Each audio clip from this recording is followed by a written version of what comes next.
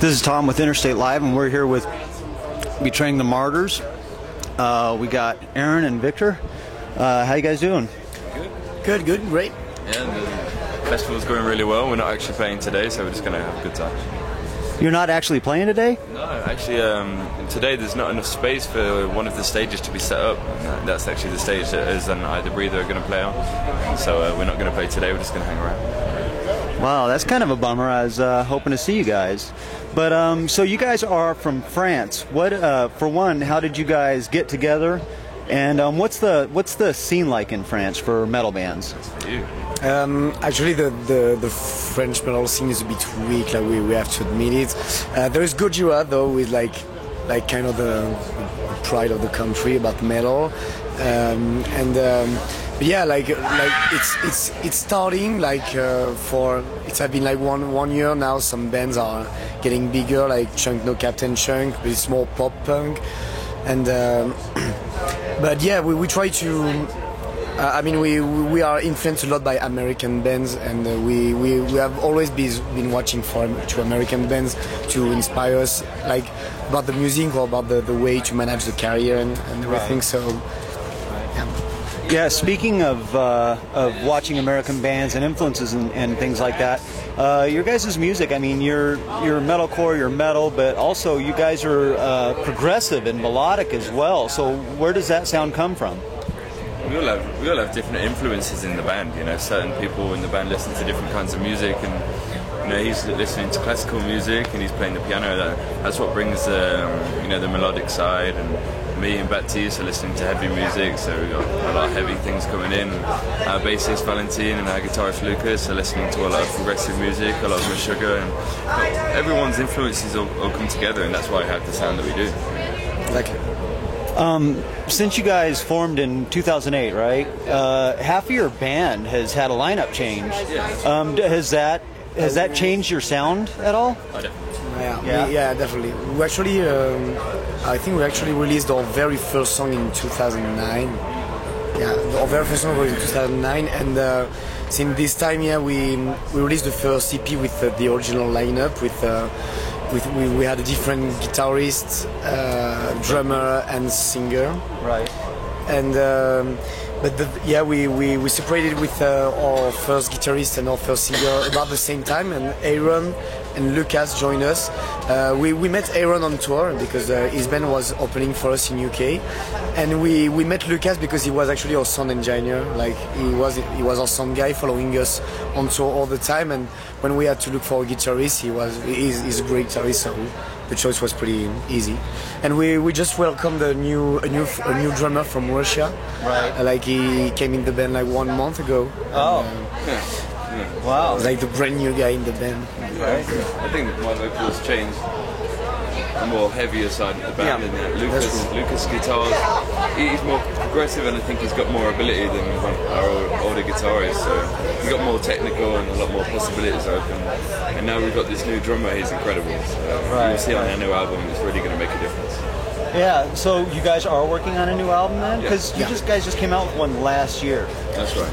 Yeah, in September, Right. like late September, our first album came out, and the thing is, we really want to keep this rhythm on all the time. Like we love to go in the studio, release an album, go on tour for a while, and then go back in the studio. And Right. and we love this rhythm, so we try to ride on tour all the time to make sure to be able to release an album as soon as possible to keep this rhythm on. So is there going to be any changes to this album, or is it going to be pretty much Betraying the Martyrs? You know, it's The sound is going to mature some more. Yeah, I think that we are writing this album pretty much on tour all the time, and we before we released our first album, we didn't tour that much. Like we did a lot of tour, but like do-it-yourself tour. Right. Now that we are touring like professionally, we are really influenced by all the band we are touring with, Right. and all the live performances. And I think that to write this album, we are a bit more focused on live performances, as we are doing shows so much like all over the year. I think we are trying to see what's really efficient live, and to I think this is like a new influence for us in this new album. Right. Well, and you guys haven't toured in the U.S. too much, right? It's our third time. Third time? Yeah. Our second time was actually with Upon a Burning Body and I The Breather, and we're sharing a bus with them this tour. So that was earlier this year, two. right? Yeah, that wasn't so long ago. And our first tour was with Born of Osiris, Veil of Maya, Kind Effects, and Structures. It was in November 2011. Yeah, and after this one we have the All Stars tour with Suicide Silence and Right Line. It's going to be a great tour. It's going to be directly after this tour, so we're excited about that. And then we're going to go back and take a couple of months off to write and record the album.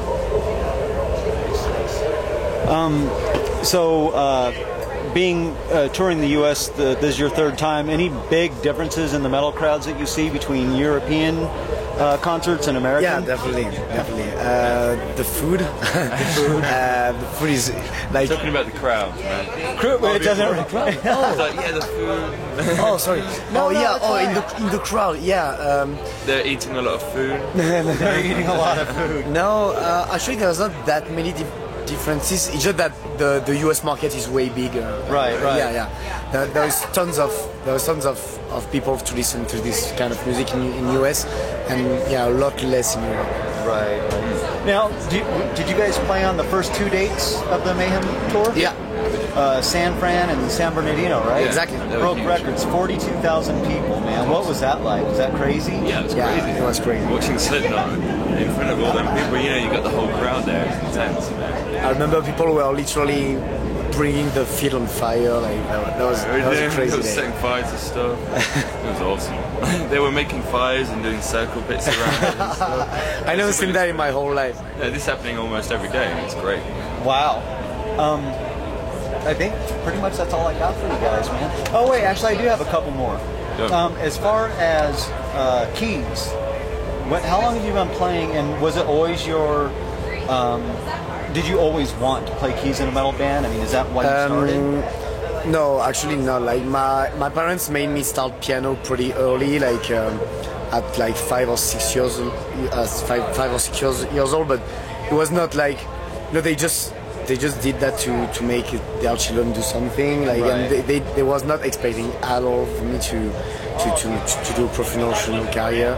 I've been like learning classical music for 7 years, and I did blues jazz music for 6 years. Oh. And then I started to listen to metal, and I kind of quit to play guitar in my first band.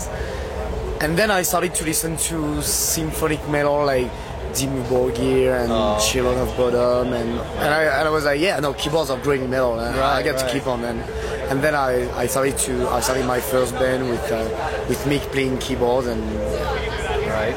But no, it started like during my the teenagers, when I was a teenager. Oh, okay, gotcha.